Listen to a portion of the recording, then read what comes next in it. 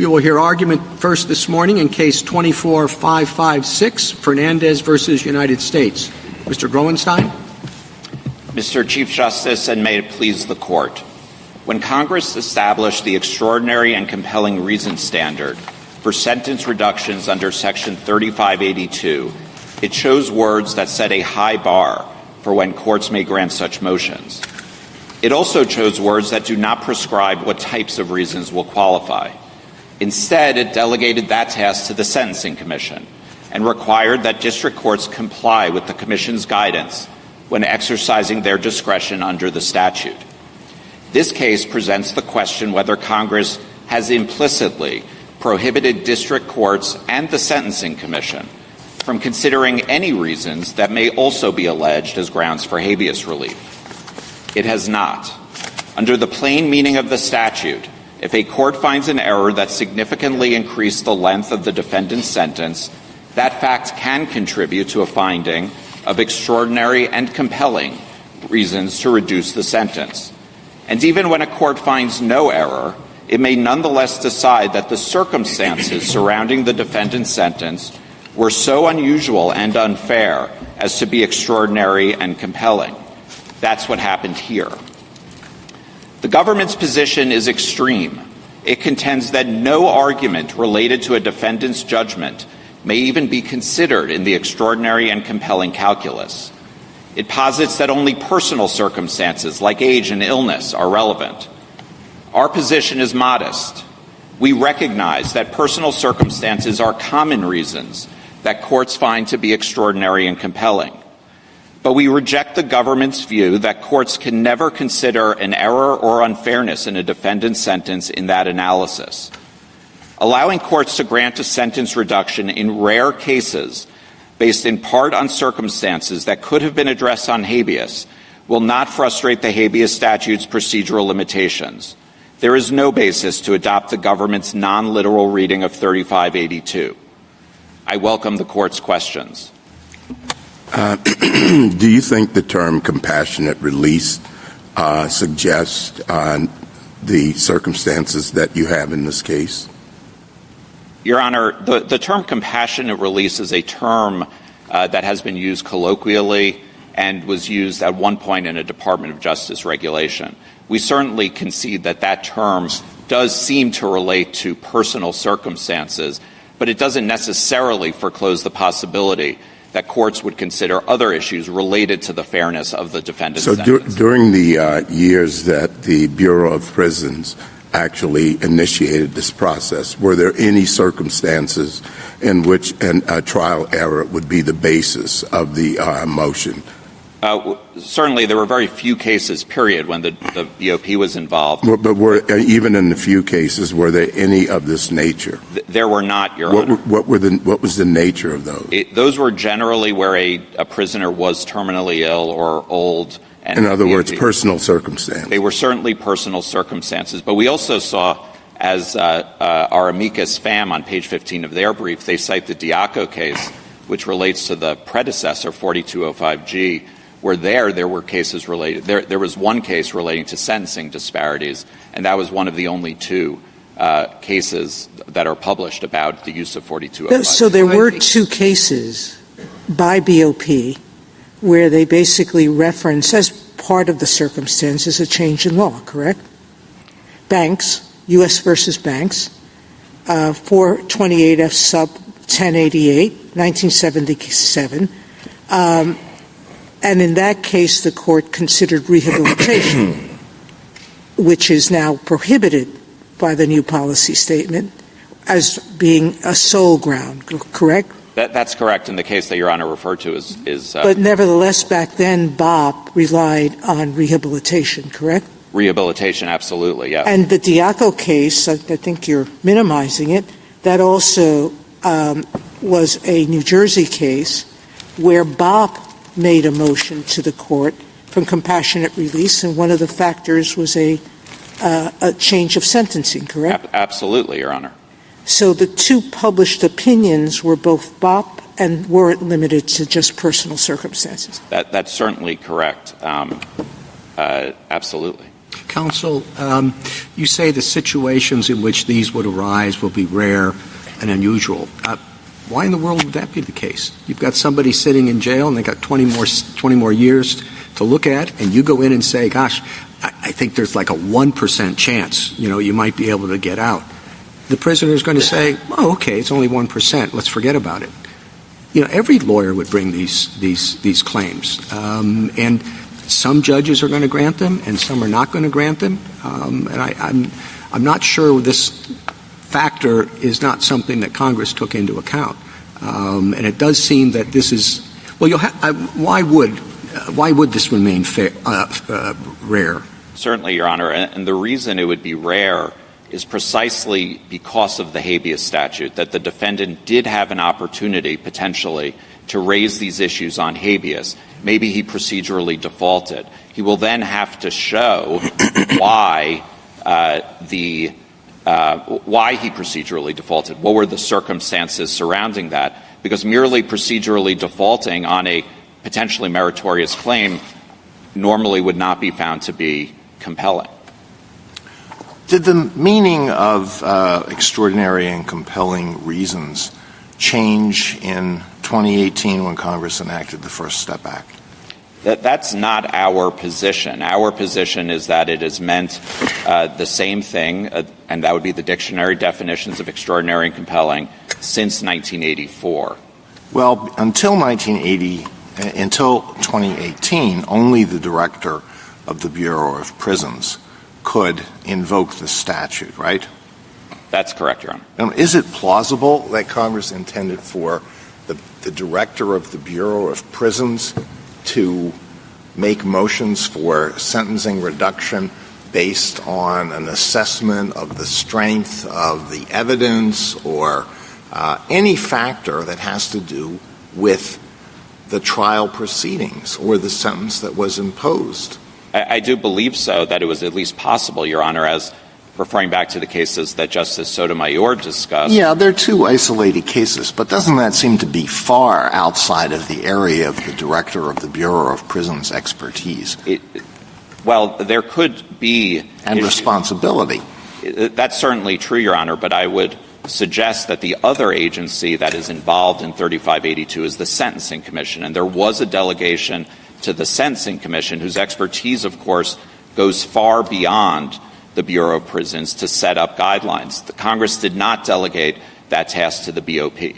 And why would our consideration be limited necessarily to what was in the purview of the BOP? I understand that there was an amendment that allowed the statute or allowed these motions to be brought by a defendant and essentially bypassed the BOP. So I'm wondering if that doesn't indicate Congress's intent to allow for the consideration of factors that the BOP either wasn't able to or wasn't considering. Well, certainly, Yes. Justice Jackson, we do agree that when Congress amended the statute, the reason it did so, and it was quite explicit about this, was to allow more circumstances to be raised. It's our position. It's not because the BOP was not able by law to do so, but that the BOP was not bringing enough of these sorts of motions. Well, counsel, you can't have it both ways. Either extraordinary and compelling reasons remained the same after the enactment of the First Step Act, which is what I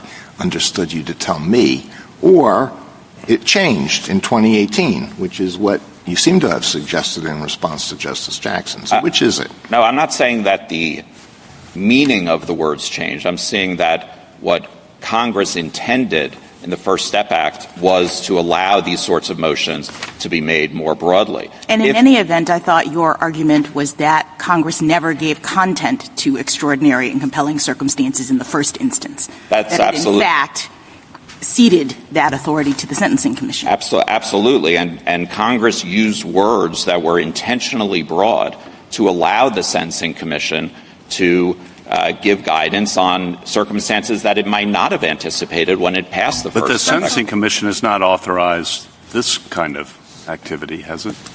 At this point, certainly for our case, the Sentencing Commission hadn't spoken. The current policy that was passed has spoken or has not, for purposes of our case. Right, and in your opening, you therefore said the question is whether they've implicitly prohibited. Isn't the question rather whether they've authorized this kind of motion? Yes, in our view, by using words that are as open-ended as extraordinary and compelling, and then by explicitly delegating to the Sentencing Commission the authority to give guidance, that is the authorization. Congress did two things here. One, it used very broad language, and second, it gave an explicit delegation to the Sentencing Commission. Right, but the Commission – I'm sorry. No, finish.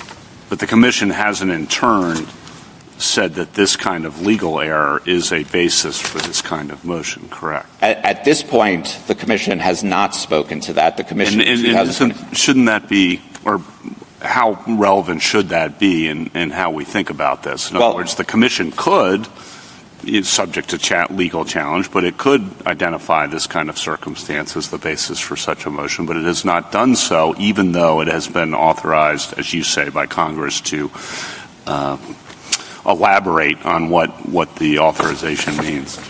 Yes, Your Honor. From 2018 until 2023, the Commission had provided no guidance that applied to defendant-initiated motions. So at that point, courts were simply acting under the meaning of the statute.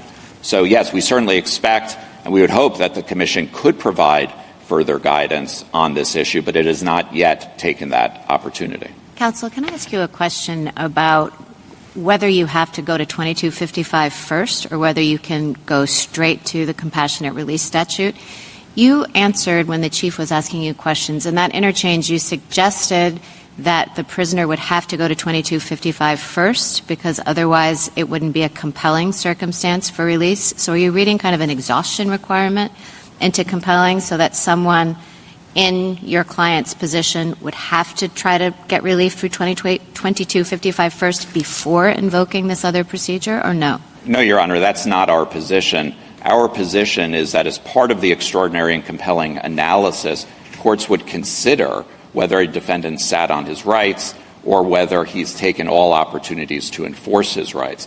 Even if a defendant did not go through 2255, he would still have the option to argue under 3582 that his situation is extraordinary and compelling, but his position would be weakened by the fact that he did not take the opportunity to enforce his rights. Why would you ever bother with 2255?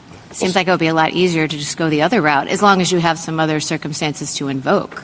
Well, the first reason would be that 3582 sets a very high bar for defendants. It has to be extraordinary and compelling. Also, the relief that a defendant can obtain under 3582 is limited. He can only reduce the sentence, whereas the relief under 2255 is much broader. He can attack his conviction.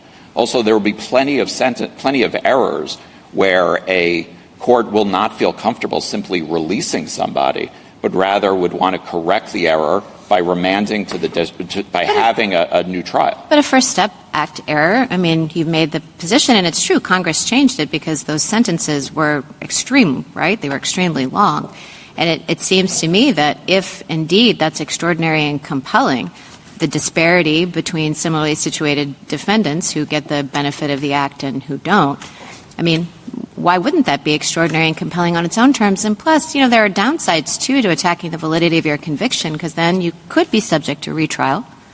That's right, Your Honor. And it certainly can be extraordinary and compelling. But to date, courts have interpreted the phrase narrowly. There have only been, by our count, 12 cases since 2018 when the First Step was enacted where a court, based on an argument that could have been raised on 2255, in part granted a sentence reduction. So courts have been using this very infrequently to grant relief. But 2255 has some harsh limitations. There's a short statute of limitations.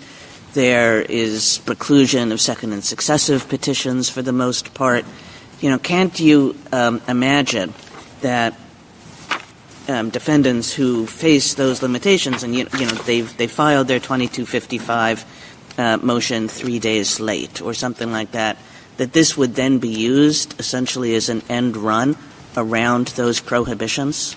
Your Honor, I don't think it would be an end run precisely because a 3582, even if you do claim an error, will not necessarily be granted. It will be difficult for that. And I agree with Your Honor that there are harsh limitations associated with 2255, and Congress has stated that those limitations are appropriate, but it doesn't mean that in every case, as applied to every defendant, that those limitations are fair. And under certain circumstances, if a defendant misses a limitation by 3 days, he may not be able to challenge his conviction, but he should at least be able to argue this unfairness, the error and the unfairness of him not having been able to bring it under 2255. I suppose what I'm suggesting is that, Congress, for better or for worse, made a determination that those are the limitations that it wanted.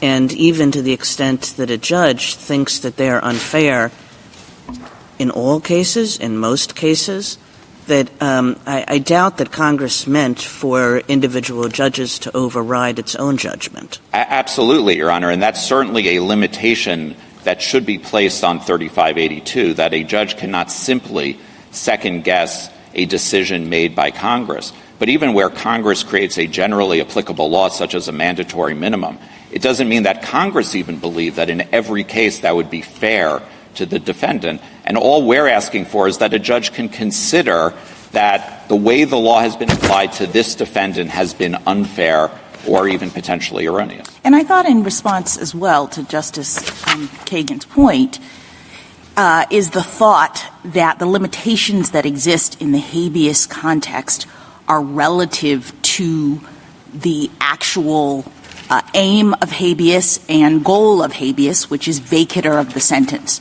It's also not discretionary. Where the defendant has satisfied the criteria of demonstrating that his sentence is unlawful, the court has to, according to the statute, give him habeas. And so, yes, there are strict limitations, but there's also this particular goal. It seems to me that compassionate release is a totally different thing. And so, to the extent that compassionate release is about the court's consideration of a sentence reduction, one might think that the same limitations aren't intended to apply, that it's not actually an end run in any meaningful sense. These are just two different regimes, and it doesn't seem to necessarily follow that the considerations in one are mutually exclusive such that they can't arise in the other. That's absolutely correct, Justice Jackson, and it's worth remembering that Section 3582 is as much an act of Congress as Section 2255 and should be given respect. Is there anything in the statute or the legislative history to suggest that Congress wanted the 3582 sentence reduction dynamic to be limited in some way by what could have been raised in habeas or what is happening in the habeas scheme? Is there anything that links those two in the text or even in the legislative history? Absolutely not, Your Honor. And in fact, the court has given guidance about how when there is a potential tension between two statutes, how that tension should be resolved, and that's the Prizer line of cases. And it's not simply that one statute can be seen in some circumstances to evade the other. What happened in Prizer in that line of cases was that 1983 was seen as a potential end run around every single constitutional 2255 motion. And that's why the court found that a literal reading of 1983 would swamp the habeas statute. It would wholly frustrate Congress's goals. Here, allowing defendants to bring motions under 3582C1A in the rare circumstances that they could get relief, having a sentence reduction under those circumstances would certainly not frustrate the procedural limitations under habeas. And for reasons I said earlier, courts should actually take into account those procedural limitations. And in fact, it would enable the kind of quote-unquote safety valve that Congress expressly in its reports, et cetera, in describing compassionate release. That's, I think, the design of it. That's absolutely correct, Your Honor, and that's precisely how the two statutes sit one next to the other and not in conflict. Habeas applies generally to claims of error relating to a conviction or sentence. 3582 is the safety valve that can be applied to reduce a sentence should all of the other avenues of relief But fail. the question is safety valve for what? I mean, not every safety valve is a safety valve for everything. And I would not have thought that it's a safety valve in order to relitigate trial errors in the way that a 2255 motion is. That's the entire point of a 2255 motion. So, I guess I don't see any evidence that Congress meant for this to be a kind of do-over statute. Well, Your Honor, perhaps the best evidence of it is the words that Congress used. They said extraordinary and compelling. Those are words that don't have a specific meaning, and it's given to the court to decide what is an extraordinary and compelling circumstance. So there are cases, we cited the Trenkler case, where someone had been sitting in jail for years. He was sentenced to a life sentence, even though the statute under which he was convicted, which had been amended just slightly after his verdict, and that's why no one picked up on it, said that he could not be convicted, not be sentenced to life. So in that situation, if he could have raised it under 2255, he should have. And maybe that detracts slightly from a finding of extraordinary and compelling. But when he's sitting in jail serving a life sentence that is unlawful, that's all we're saying is that that's something that courts should be able to consider as one of the factors, just as much as age and illness.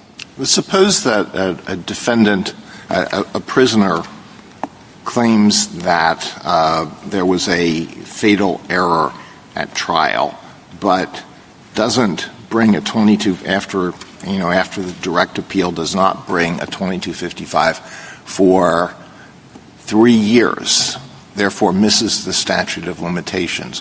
What would be extraordinary about that situation and would allow the prisoner then to try to get a lot of the relief that could have been obtained, maybe all of the relief that could have been obtained under 2255 by filing a 3582 motion? Well, Your Honor, certainly there can be some things that are extraordinary and compelling about those circumstances. One, we would have to understand what is the prejudice that fatal error had on the verdict. Did it change it from an acquittal to a guilty verdict? Then, why did the defendant, if this was such a glaring error, why did the defendant not bring a 2255? Maybe he had a mental breakdown and couldn't speak to his lawyers during that time. We don't know the circumstances. All we're saying is that all of the circumstances should be considered as part of the extraordinary and compelling analysis, the same way that personal circumstances. I understand that. To go back to your answer to the Chief Justice's question, suppose you're advising a whole string of prisoners who have been convicted, they've lost on direct appeal, and for one reason or another, they all have claims of trial error or some other flaw in their conviction, but they're all barred from proceeding under 2255 because of the statute of limitations or some other factor. And you look at their claims and you think this is not a ridiculous claim. Would there be any circumstances in which you would not file a motion for sentence reduction? Well, Your Honor, I think the same could be asked of anyone who has any medical illness or is approaching older age. Is there any reason they wouldn't? And this is precisely what the Sentencing Commission is authorized to do, is to put in guardrails. But to Your Honor's question, I think the close calls of when there's, potential error, I'm not sure that that's the sort of unfairness that courts would typically find extraordinary. Well, I'm not even talking exclusively about close calls. I'm talking about arguments that are not so frivolous as to damage your professional reputation if you brought them. Well, wouldn't you always do that? Absolutely, Your Honor. And so if this isn't going to be unusual, I think it's going to be standard. I think what would be unusual is that courts would find the compelling circumstances that we're talking about. The First Circuit I cited in our reply brief, after Trenkler in 2022, there has not been a single case that we found where a court has granted a compassionate release motion in a situation where an argument that could have been raised on habeas was the basis for that motion. So we haven't seen that level of motions being filed, but we certainly anticipate, and Congress anticipated, that the Sentencing Commission can put the guardrails. The same way that the Sentencing Commission, I'm sorry. Keep going, sorry. I'm just going to say the same way the Sentencing Commission dealt with the flood of these compassionate release motions during COVID. But the Sentencing Commission, like Congress, has not authorized or envisioned or articulated anything close to this kind of legal error being the basis for this kind of relief. And that concerns me because, as Justice Kagan said, you don't see anything suggesting that Congress wanted a do-over kind of statute, but you don't see anything from the Commission either. Your case would be obviously quite a bit stronger if you had the Commission having identified this as they have with some other things. Certainly, Your Honor, but I think that what we should read into the Commission's silence on this is that these will be cases that will be few and far between where a court would actually find the circumstances. Well, how do we know that? I mean, first of all, as Justice Alito says, I think they'll be far more common that they're brought, so that'll be a whole new docket, one imagines, of these kinds of motions. But how do we know that individual district judges are going to, as your word, be modest or routinely deny these? Well, Your Honor, certainly we haven't seen in the circuits that have allowed it. But if you win this case, one imagines that could, supercharge the efforts to use this. That's correct. In fact, you would want that, wouldn't you? Don't you want this to be used more often? Well, I'm just representing my current client. Yeah. But your legal position would... Our legal position is that this should be something that should be in the mix. And certainly courts will take into account several things that I think would limit their exercise of discretion. First, they would take into the fact that there's the law of the case. If an issue had been raised, courts should not be revisiting it. Second, I think it's likely that these sorts of arguments will be made mostly in cases of mandatory minimum sentences, where the element of unfairness that arises from the error could not have been considered before. So we're seeing how the universe of cases where this sort of argument would be made is getting smaller and smaller. And rehabilitation is certainly an area where you would expect many motions to be brought in. There have been, but still the number of total compassionate release motions is modest, and if the Commission speaks more, will be even more modest. Thank you, Counsel. Justice Thomas? Justice Alito?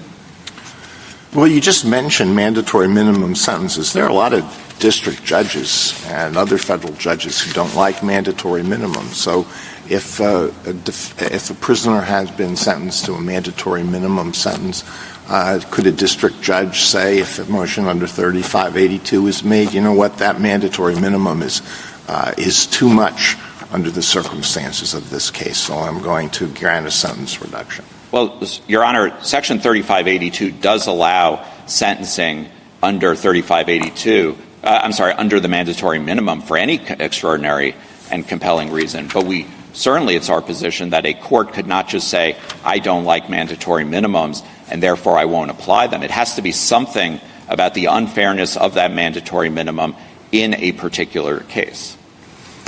Would you agree that one of the principal goals or a major goal of the Sentencing Reform Act was fidelity? The Sentencing Reform Act got rid of parole. It didn't like the situation where someone would be sentenced to 30 years in prison. This was standard at the time.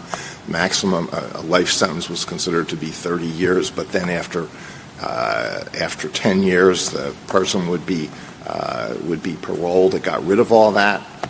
Would you agree that that was a major goal of a major objective of the Sentencing Reform Act? Absolutely, Your Honor, but it was also a goal in 3582 to have a safety valve where judges could still exercise discretion at a later point in the process. Thank you.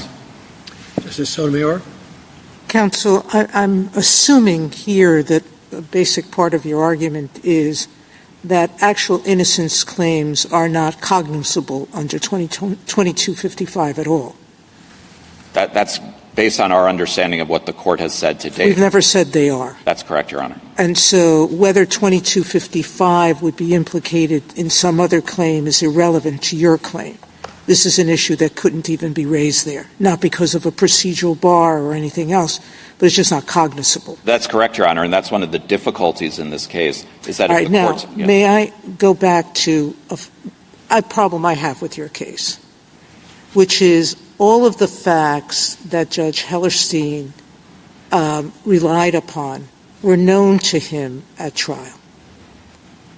He knew what your client's claim of innocence was. He knew all the evidentiary weaknesses that he wrote about in his current opinion. He knew that only one shot came from your client's gun, et cetera, et cetera. The only thing he did not know was the exact reduced sentence that the co-conspirators would receive because they were sentenced after your client. But he knew they were going to get a substantial reduction because they were cooperators. How do we call that new and compelling evidence? Compelling or extraordinary evidence. There's nothing new. I would have an easier time if I thought that actual innocence had been proven after the fact. Yes, Your Honor. There was another fact that Judge Hellerstein did take into account that he had not focused on previously, which is that the getaway driver was sentenced to 2 years in prison. And that suggested to him that the government itself had concerns about the credibility and the reliability of the cooperator's testimony. All right. Now, you said earlier, and I agree with you, both age and medical condition or any other reason doesn't ever stand alone, because there are old people who are not released from prison. There are sick people who are not released from prison. It's one among many circumstances. Your claim of, and I put it in quotes, actual innocence doesn't stand alone. But what does it stand with in this case? There certainly was no medical need. There's no age need. There's no extraordinary circumstance to this individual. So why isn't it only one factor? What it stands with, Your Honor, is the fact that despite the judge's concern about innocence, that this defendant was sentenced to a life in prison. That is what bothers me. But, Your Honor, that it's a judge's disquiet as opposed to an individual circumstance. Because no matter how you look at extraordinary and compelling, it focuses on the individual, not on the judge's disquiet. By the way, I was a district court judge, and I have a great deal of respect for the disquiet that sometimes judges feel. It happens to every district court judge. There's a case where you really struggle. But can we, in the facts of this case, denote that that is an extraordinary circumstance? Well, what I would say, Your Honor, is that this is the sort of discretion that judges generally have in sentencing, and it's reviewed on appeal for abuse of discretion. The Court of Appeals didn't review it for abuse of discretion. Well, I agree with you, and maybe that's what they should have done. But I am troubled by this. Okay. Justice Kagan? I mean, just to continue in that vein, do you think that the district court here on the initial trial could have received the jury's verdict of guilt and said, I'm not going to overturn that verdict of guilt. I have no basis for doing that. But in the sentencing, I'm going to reduce the sentence because I feel disquiet with respect to that verdict. Could the district court have done that? Well, certainly not in this case, Your Honor, because it was a mandatory life sentence. But as a general matter, while the court does have to take the verdict as given when conducting the guidelines analysis and the 3553 analysis, how the court weighs the different factors, such as personal circumstances, the nature and the characteristics and history of the defendant, it can certainly weigh those factors. Well, personal you broadened it out. I really was limiting it to would it be appropriate for a district court to say, I'm not overturning the jury verdict, but I'm not sure I agree with it. Therefore, I'm going to reduce the sentence below what I would ordinarily give. I think in weighing the 3553 factors, as long as the court recognizes that the verdict was guilty and takes that into consideration, how it weighs the verdict and the offense with the personal circumstances could be taken into account and can result in a lower sentence. Thank you. Justice Gorsuch? Not sure I understood that last answer. I don't doubt 3553A factors are very broad and give the district judge rightly lots of discretion in sentencing when there's not a mandatory minimum. But I wouldn't have thought that one of the circumstances, personal circumstances that a judge could take into account has, as Justice Sotomayor says, really nothing to do with the defendant. It has to do with the judge's own disquiet, perhaps reasonably so, about the jury's verdict. And I had thought in our legal system the jury's verdict on the facts is not something a court can impeach unless it's clearly erroneous. That's correct, Your Honor. And what I was referring to in answering Justice Kagan is that the judge here, for example, referenced the fact that the defendant had no history of violence, Sure. that he was a working man. All of that's fair game. I agree with you. I'm not, again, I don't question any of that. But the appropriate remedy for disquiet about a jury verdict is to set it aside as beyond the pale. It isn't to say I disagree with the jury about the facts and therefore I'm reducing the sentence, is it? Well, normally it isn't, but under 3582. No, I understand your 3582 argument, but under 3553 that's not an appropriate consideration, is it?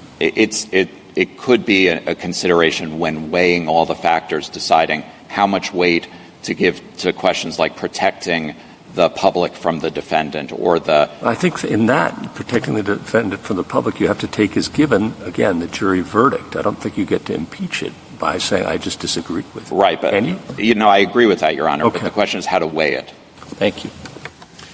Justice Kavanaugh? Just one more on the role of the commission. Do you think the commission could, under 994T, say that claims of error in the conviction or sentence are not cognizable, are not extraordinary and compelling circumstances for purposes of these motions?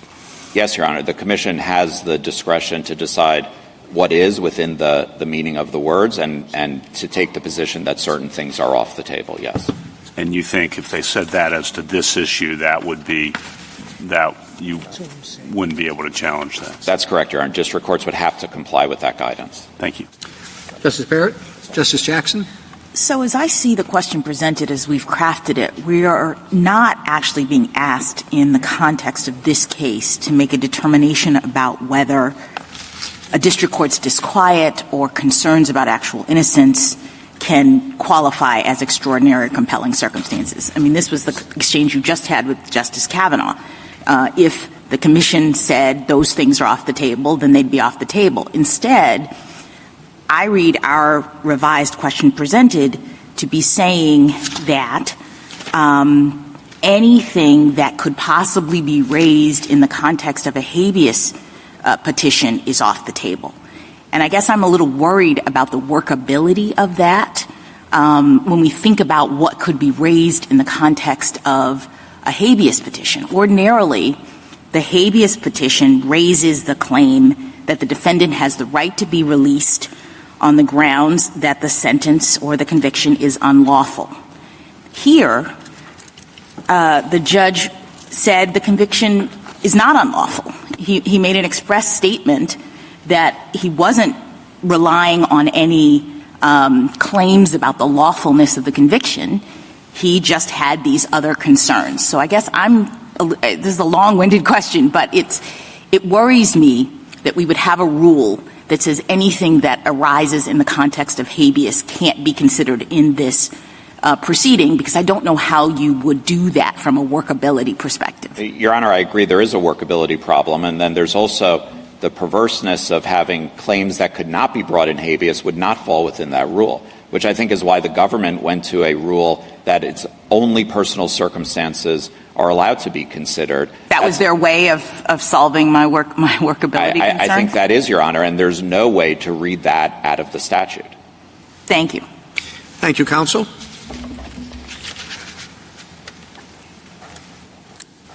Mr. Fagan? Thank you, Mr. Chief Justice, and may it please the Court.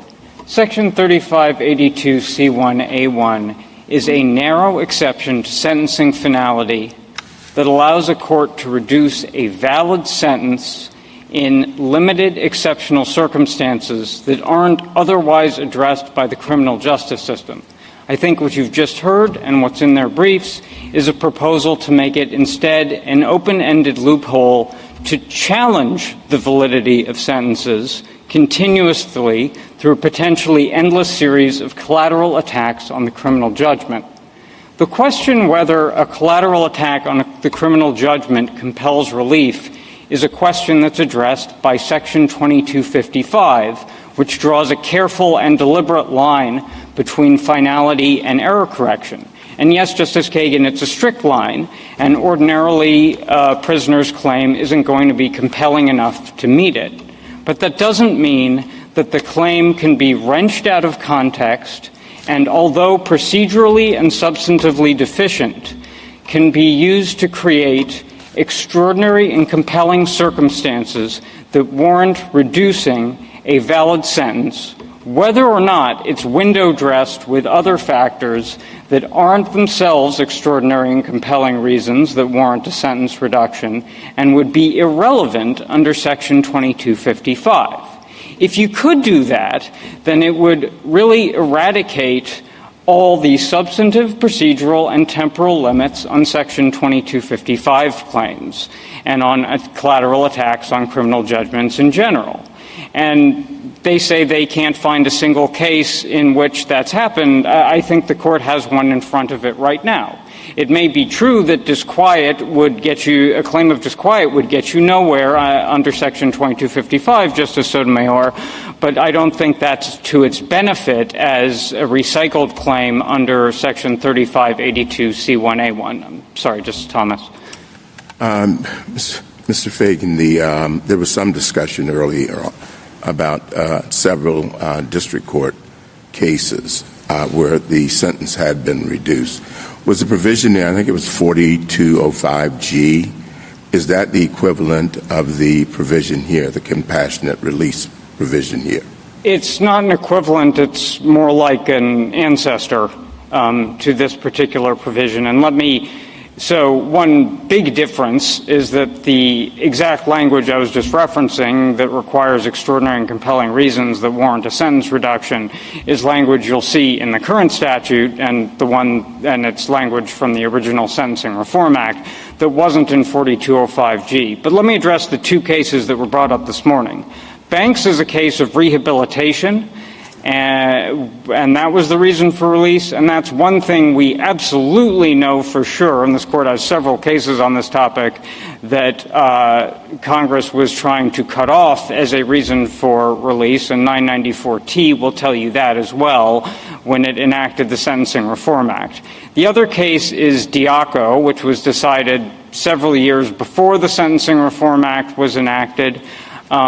With all due respect to the District of New Jersey, we're not 100% certain that Congress would have been aware of it, and frankly, we think it's wrong. And even then, it's a very exceptional circumstance where essentially what happened was another district judge went beyond that district judge's authority to grant relief to all the co-defendants of this one defendant, and without any other mechanism to kind of effectuate the original sentencing intent, which had gotten frustrated by ultra vires action by another district court.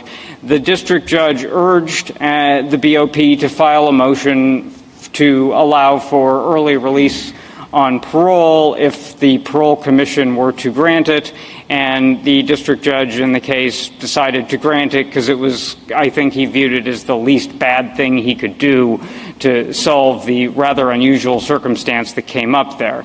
But I don't think it's the camel's nose under the tent to allow legal claims. And just to answer one question you asked my friend on the other side, Justice Thomas, the word compassionate release actually is the title of the provision in the First Step Act that enacted the amendments to Section 3582C that we're talking about, some of which are at issue today. And I think the 2018 enactment of the First Step Act actually reinforces the original intent of Congress that this be for exceptional circumstances, not that it just be a loophole for Section 2255. It does say exceptional circumstances, but it doesn't say solely personal circumstances. So I don't really know. I mean, I appreciate the government intuiting that, but we do have some indication that Congress was thinking beyond just personal circumstances from the legislative history. We have a case, and I'll find the case name in a moment, but in which Justice Scalia indicated that compassionate release might be available. You might know the case I'm talking about for an unusually long sentence. So where's the personal circumstances limit that the government is relying on here? So I think there's a lot of reasons to think that, Your Honor. There's a lot packed into that question, or a few parts packed into that question. But first of all, I think the very language, extraordinary and compelling circumstances that warrant a sentence reduction, requires a court to look at the backdrop of sentencing law. It's not extraordinary and compelling in a vacuum. It's extraordinary and compelling reasons that warrant a sentence reduction. Second, I think there's a category mismatch when we're talking about these kinds of legal claims here, because as has been noted this morning, when you raise a Section 2255 claim, you're challenging the validity of the criminal judgment. And Section 3582C1A1, we talk about this in our brief, presumes that the judgment is valid, and it's about reducing a valid sentence. And there's kind of a category mismatch with taking a reason why the sentence is invalid. But why doesn't that cut against you? That was the point I was trying to make to your colleague on the other side, which is that to the extent these are two different things, and that compassionate release assumes a valid sentence, and that you need to have it, or you're asking for a sentence reduction notwithstanding that, why then are we evaluating your ability to get one of those vis-a-vis what you could do in the other world where you'd be claiming that your sentence or conviction is invalid? I think it cuts entirely in our favor, Your Honor, because it shows that these are meant for personal circumstances, because it doesn't really make any logical sense to reduce a valid sentence because of a procedurally or substantively deficient claim. The point of the claim being that the sentence was actually invalid. That is, you're taking, to use a slightly pejorative term, a kind of half-baked claim of legal error in a conviction or sentence and saying, okay, yeah, it's not quite there, but that's a reason for taking the sentence as a given and reducing it. I don't think that makes sense, and that points again toward personal circumstances. Well, one of the things I find perplexing about this statute is that I would have thought that this statute would have required changed circumstances. More even than personal circumstances, that it would have required changed circumstances, that's the reason for reducing a sentence.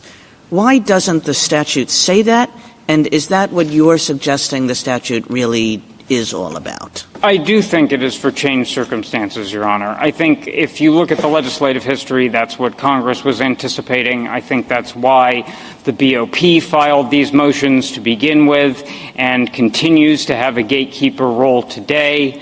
I think we see that in 3582D, which are the notification requirements for the BOP, which require notifications in cases of terminal illness, which is actually kind of the canonical example that Congress was thinking of. You can look at the original Senate report for the Sentencing Reform Act at pages 55, 121, and 173, if you want some evidence of that. And I think we find, and the other notification circumstance would be when someone is too medically or mentally infirm to file. I mean, there might be changed circumstances that are not personal in nature, that are in fact legal in nature, and so that there would be a divide between your personal circumstances line and the changed circumstances line. And the example I'll give you is, suppose the statutory construction, the way the courts interpret a given statute, have changed since the initial sentencing, such that somebody was sentenced to, let's say, a long sentence, and then the courts say no. If he were coming up today, actually he wouldn't be found guilty at all. What do you do with that? Is that the kind of thing that can be taken into account under this statute? No, Your Honor. It's not the kind of thing that can be taken into account because that's something that's otherwise addressed in the legal system. And the court had a case about this a few years ago. It was Jones against Hendricks. And in Jones against Hendricks, the question was whether someone who had, or we didn't think he actually had a valid claim, but who had a claim that there was a statutory error in his conviction, but he'd already raised it once on 2255, could get relief under 2255. And what the court said in Jones was no, because Congress specifically thought about when someone in that situation should be able to get relief, and it allowed relief on a second or successive only for constitutional claims, not for statutory claims. Now, on their view... Yes, so that's right. You couldn't do this by way of a 2255 motion. It does seem as though there a safety valve would be appropriate, given that somebody is serving a lengthy sentence for something that is not a crime at all. And if we're sort of thinking of this statute as a changed circumstances statute, not as a kind of general do-over for all your claims that you could have brought way back when, but as a changed circumstances statute, that would seem to me to be potentially appropriate. Well, Your Honor, if Congress wants to allow a remedial mechanism for that, it would be free to do so. It could add and points the Department has either proposed or at least considered proposing a new 2255H3 that would allow that. It is the kind of claim you might be able to bring on a first 2255, and it would be, provided it were brought in time. And Congress can change the limitations on 2255 that it has. But it's drawn a line between finality and error correction, and I don't think it meant for Section 3582C1A1 to be kind of a loophole for whatever... for whatever it had limitations it had imposed. Sorry, Justice Kavanaugh. That was not important enough to interrupt you. It was. Could the Commission do that? Could the Commission? Could the Commission, under its authority under 994? No. I mean, I think this gets a little bit... Let me finish. Do what Justice Kagan was talking about. In other words, your answer to Justice Kagan, well, Congress could do that. My question is, could the Commission, under its broad authority, under 994T, do the same thing or not? And if not, why not? No, we don't think that the Commission, in a post-Loper Bright world, has the authority to make something that's not an extraordinary and compelling reason that warrants a sentence reduction into something that is an extraordinary and compelling reason that warrants a sentence reduction. I don't know how Loper Bright affects that, but extraordinary and compelling are both capacious terms that leave a lot of discretion, aren't they? Let me give you a longer answer to this, Your Honor, which goes probably a little bit more to the next case, but first of all, it's just a pure question of statutory interpretation. If these words don't cover it, then the Commission can't add them. Second, the Commission's required to comply with all provisions of law under 994A, and they acknowledge that. They actually accept something from their new Rule B6 because it's covered by 3582C2, and they don't think they can expand on that. But even beyond that, Your Honor, the Commission doesn't have just general authority to override general provisions of sentencing law because the Commission isn't the exclusive interpreter of extraordinary and compelling circumstances. But doesn't the statute make them that in some way? I mean, this goes to a question about the ordering and the steps and what the government's view is about how much judges have to defer to the Commission's views on this. That's exactly where I was going, Your Honor. So if you look at Section 3582C1A1, you'll see that there's actually two threshold findings that a court needs to make before the court is going to be empowered to look at the 3553A factors and reduce the sentence. One of them is that the court has to find extraordinary and compelling circumstances, and the other one is that the court has to find that a reduction would be consistent with the policy statements of the Sentencing Commission. This court's decision in Coons against the United States, I know there are two cases with similar names, I'm talking about the one with an S, addresses exactly identical language that appears in 3582C2 and calls it language of limitation. And I think it's even more so here, because the district court has to make an independent evaluation, even if there is a policy statement addressing it, of extraordinary and compelling circumstances. And of course, I'm sure petitioner would agree that the court has to make an independent determination of it, because otherwise, if there were no applicable policy statement, which is what the Second Circuit found in the context of petitioner's case, there would be no way to grant any sentence reductions at all, because no sentence reduction... You'd certainly have to make an independent judgment where there were no circumstance, or no policy statement, but I understood petitioner to agree with Justice Kavanaugh that if there were such a policy statement, the court would have to defer to it. Well, if there were such a policy statement, Your Honor, it wouldn't change the structure of the statute. And the structure of the statute very clearly and explicitly lays these out as two separate steps. So the court has to itself find extraordinary and compelling reasons, and then it has to see whether its finding or the other any of its other anything else it might do with regard to the sentence reduction. There are some additional constraints the Sentencing Commission has replaced on reductions are consistent with what the Sentencing Commission does. My point is that we know they're independent steps, and the reason that someone like petitioner was able, we think incorrectly, to get a sentence reduction even in the absence of any policy statement, that is, the absence of any commission definition at all of what its view of extraordinary and compelling circumstances are, is that these are, in fact, two separate steps. So it's a particularly inappropriate circumstance to completely defer to the commission, because, of course, the commission is only telling us what it thinks are extraordinary and compelling circumstances for purposes, for purposes of limiting the statute under its own policy statements when the court gets to that second step.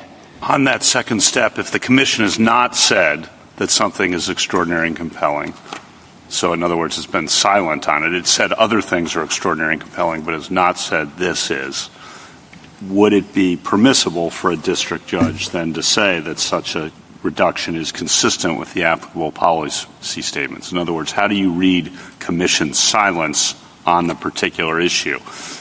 We read it as preclusive, Your Honor. We don't think that this could be brought today under the commission's current policy statement.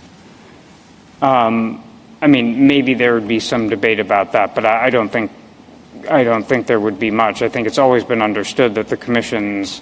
And that's kind of the end of it then for this case, isn't it, under your view? I mean, that's one way, that's the end of it, which is the commission has not issued a policy statement that authorizes or that suggests something like this is extraordinary and compelling, and that's an independent requirement of the statute, and that's the end of it? Is that one of your arguments? Well, that's not going to be the end of this case, because it arose when the policy statement wasn't in effect, so we wouldn't apply the policy statement to him unless there's never been a policy statement that authorizes this. That's correct, Your Honor, but I don't think the court can rest on that as a potential limitation to the loophole, because as we'll get into more in the next case, there's always the possibility that the Sentencing Commission could do that.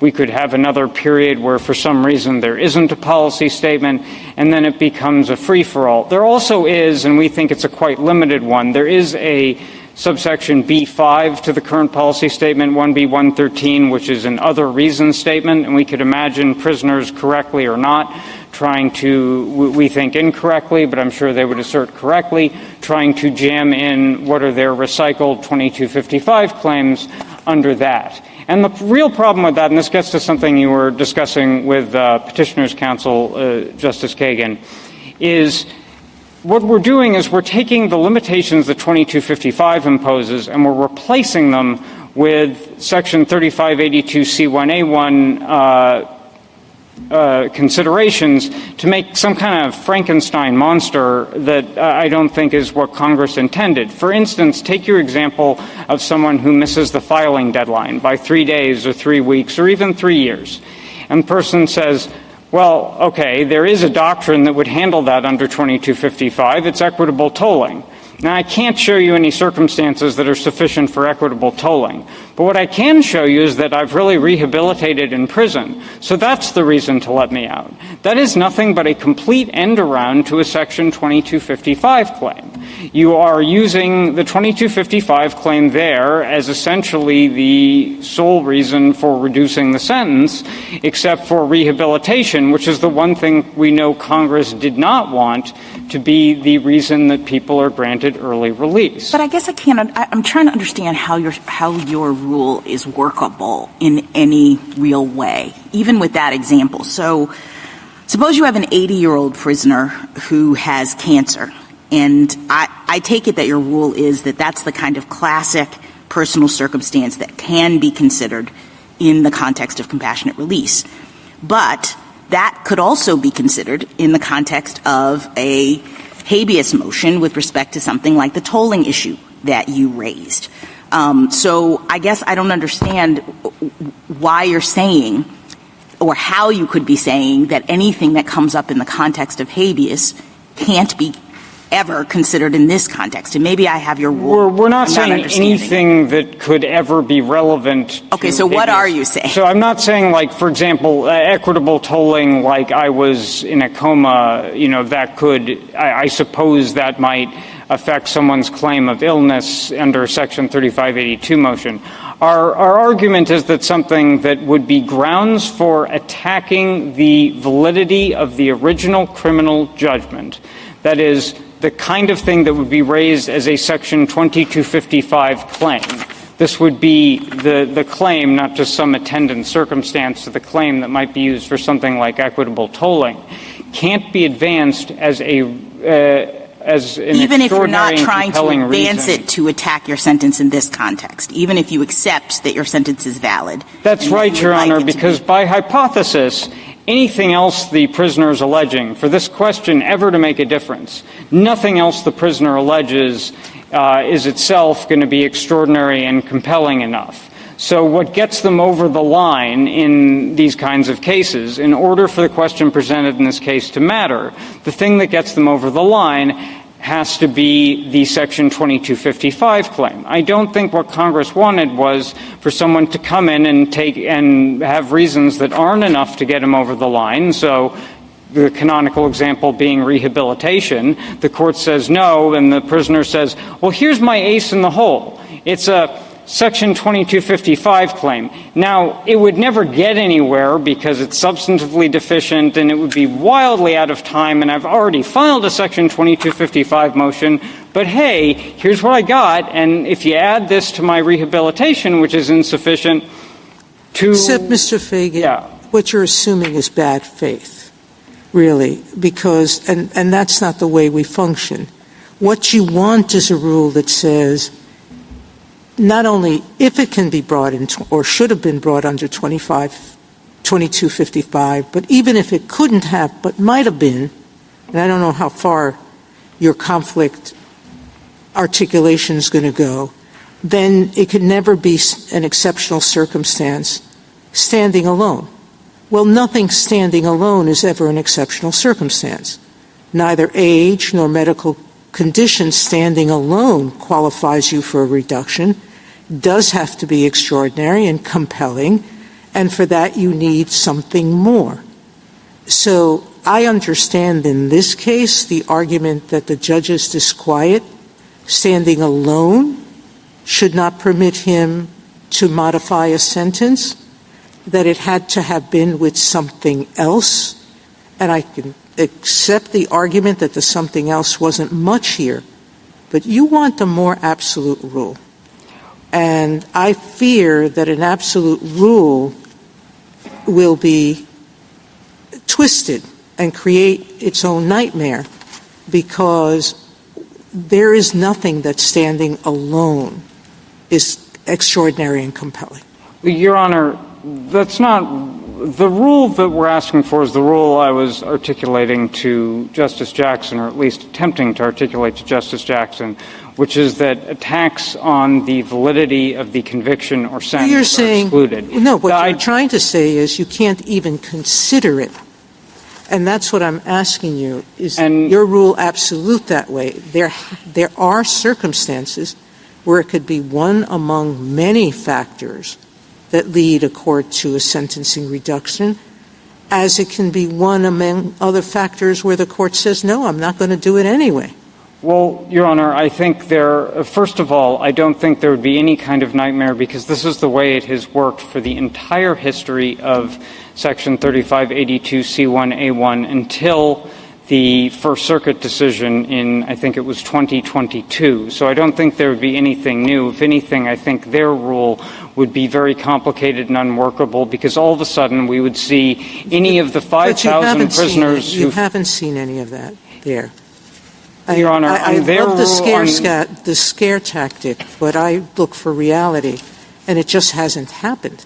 And what I look at is the amicus who provides us with case after case where courts are taking their responsibility very seriously. They're writing 50-page, 60, 70-page opinions, analyzing cases with extreme care. And, Your Honor, I think that's exactly the problem, because any of the 5,000 prisoners who file 2255 motions in a year could just keep bringing these same claims or new ones under 3582C1A1 and forcing district courts to respond to what are essentially new habeas. We have plenty of ways to handle frivolous filings, counsel. We do it all the time. The question is whether quickly. I'm sorry, Your Honor. I think the question is whether Congress was trying to encourage the recycling or the renewal or the creation of new... What we do know is that Congress was permitting sentences to be reopened. And in none of the words it's used does it put in any of the limitations that you're proposing. It does not limit this to personal circumstances, and in fact the examples don't. It hasn't limited it to only questions of fact and not law, which is what you're suggesting.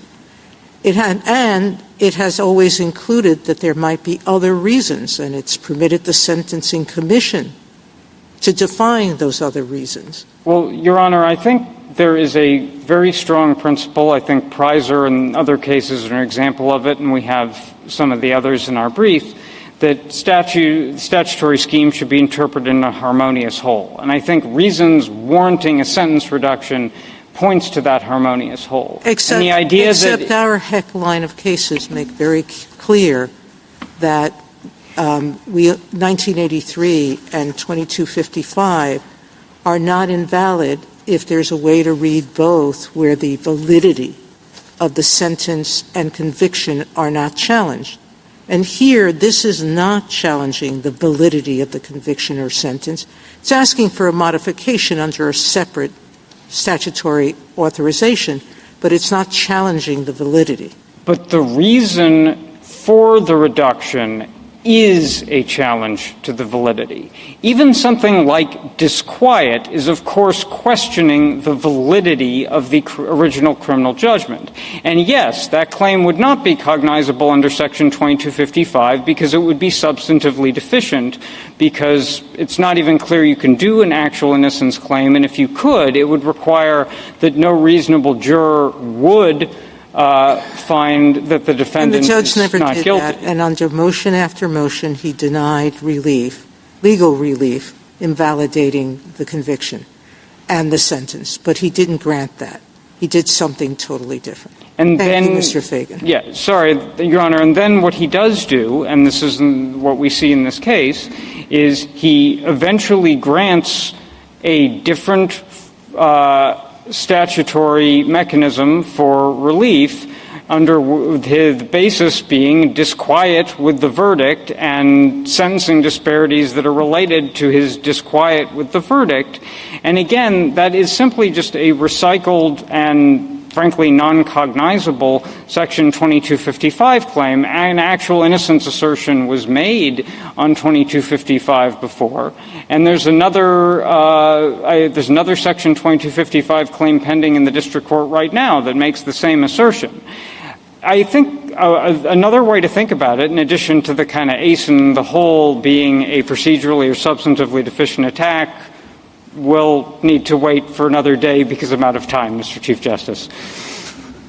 Justice Thomas, Justice Alito, Justice Sotomayor, Ms. Kagan. So what you just said, Mr. Fagan, is one of the confusing parts of this case to me, is that when I read your brief, the formulation of the test that you offer is, could the claim of error have been raised under 2255?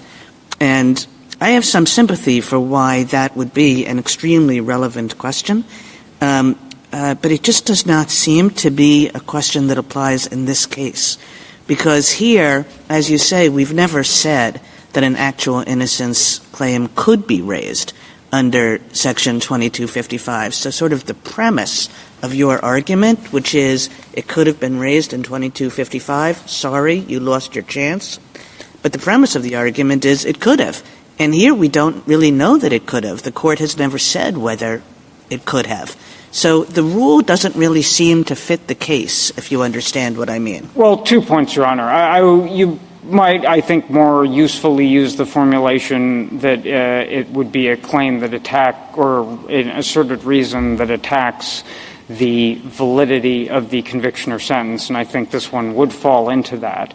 And when we talk about Section 2255 So there is a real difference between that formulation and the one you most often give in your brief. So you're now switching from the one you give in your brief to saying, does this attack the validity of the conviction? Well, we said both in our brief, Your Honor, and to the extent we're focusing on Section 2255 claims, I mean, frankly, that's largely as a result of the court-written question presented that we were trying to work within, which I assume kind of was written in a way the court intended to apply to this case.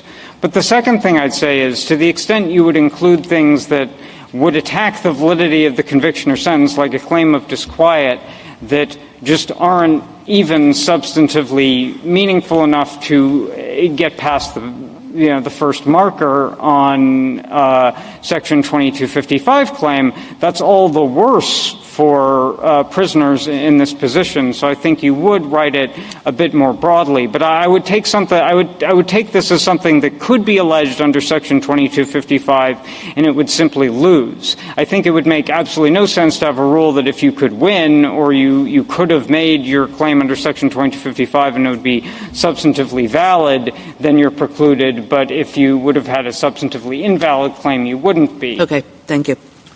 Justice Gorsuch. Justice Kavanaugh? Just so I have the government's position clear, where does a prisoner go who has a claim of actual innocence based on newly discovered evidence?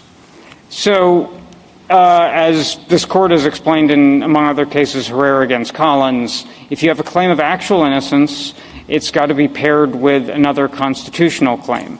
Now, Congress has made an exception in Section 2255. So I think your answer there is nowhere other than a pardon. Well, you could, if it's paired with a claim of constitutional error. If it's not paired. If it's not paired with a claim of constitutional error, I think it's going to have to be addressed through the clemency procedure. Thank you.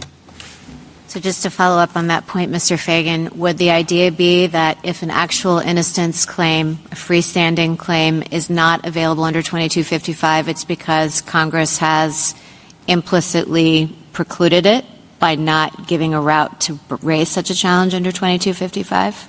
Well, I think there are a couple of reasons. First, I don't think Congress has disturbed this court's.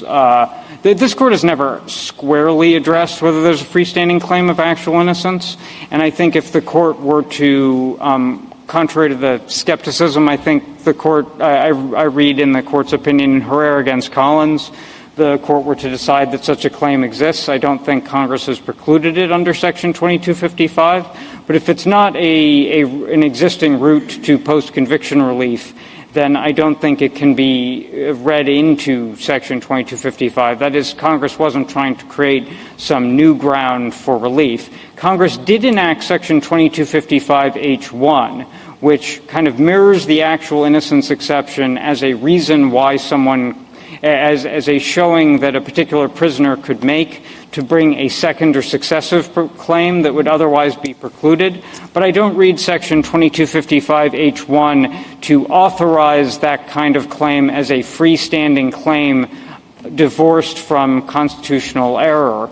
I think what it does is, if you can meet the actual innocence bar, it is allowing a second or successive claim that relies on some constitutional ground. I guess I'm just trying to figure out how to articulate the rule. I mean, you offer one way. If we say that if you're going to challenge the validity of a conviction or a sentence, 2255 is your option.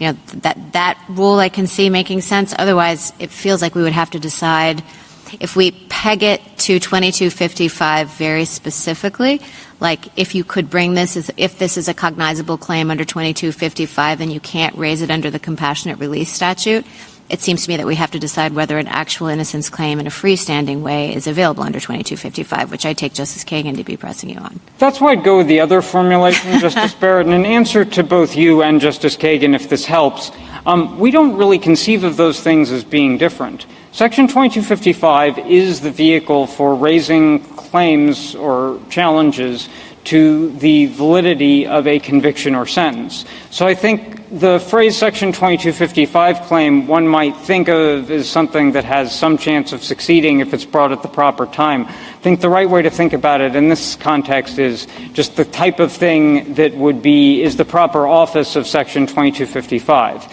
And the space that 2255 fills, the role that it fills within the sentencing scheme, is it's the place you go when you have a challenge to the validity of your conviction or sentence. That place is not 3582C1A1. There's no way that Congress wanted the BOP originally, or as the gatekeeper now, or district courts to be relitigating claims of actual innocence under Section 3582C1A1, let alone just a mere argument about disquiet. Justice Jackson? I guess it seems to me that that argument really only works if that is the only concern in the 3582 world. I mean, what if we have the 80-year-old defendant who has cancer and other ailments, and there's this concern about whether or not his conviction is valid? Why would the government say that that couldn't be part of the overall analysis if there's more than one factor? Well, I think there's two reasons for that, Your Honor. One is one I was suggesting earlier, which is that if you have other claims, and I just taking your hypo, I will assume for the sake of argument that those other reasons would not themselves be extraordinary and compelling. Well, I mean, Congress has said in 994T, like even when it looked at rehabilitation, it just said it can't be used alone. It took it off the table in its sole form. And I guess I just don't understand why the government isn't doing that sort of thing, as opposed to saying you can never look at it. So I have two answers to your question, Justice Jackson. I mean, the first way to look at it is assuming those other reasons are not sufficient on their own, like you gave the 80-year-old and she has cancer. If that weren't enough on its own, then I don't think the ace in the hole can be a procedurally or substantively deficient challenge to the validity of the conviction or sentence. And the reason for that is that wouldn't warrant a sentence reduction. It's not an exceptional and compelling. It adds nothing exceptional and compelling to the mix. The second answer that I would give, which is actually what I was about to say when my red light came on, is the other way of thinking about this is a repackaged Section 2255 claim. The statute that tells us when there can be relief on a challenge to the validity of a conviction or sentence is Section 2255, and it tells us the circumstances that are relevant. I understand. Thank you. Thank you, counsel. A rebuttal, Mr. Groenstein? I'd like to start by talking about a question that Justice Kagan asked, whether the government's position would be workable. And what the government's position to exclude habeas-like claims would require would be an analysis in each case of whether a claim could be brought under habeas. And what the colloquy about actual innocence shows is that that's not always an obvious question. And to the extent a petitioner under 3582 could not raise actual innocence, which seems to me like it would be the ultimate extraordinary and compelling circumstance, shows how the government gets things backwards. The government ultimately tries to deal with the unworkability problem by saying that the rule really is personal circumstances. Not only is that nowhere in the language of the statute, but clearly cases will fall through the cracks. The Setzer case is one of them, where the court considered using 3582 to deal with a state sentence that was not that was going to run consecutive. Also, of course, the cancer patient that Justice Jackson referred to.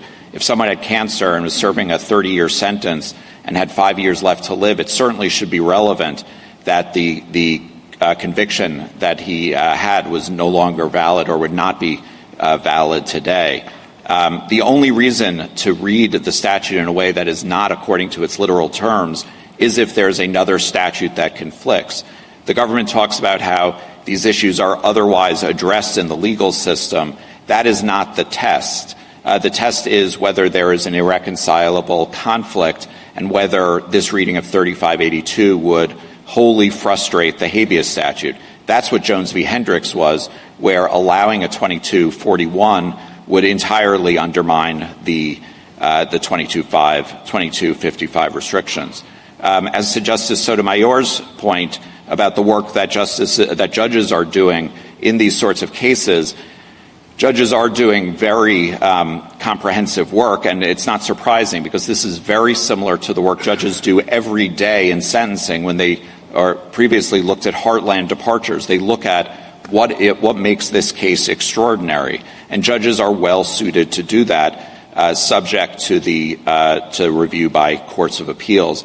And finally, I would, as to Justice Kavanaugh's point about the commission not speaking yet on this issue, I think it's relevant to go back to the language of the statute first, which is the words are extraordinary and compelling. They are, in Your Honor's words, capacious. They leave a lot of discretion to the district courts.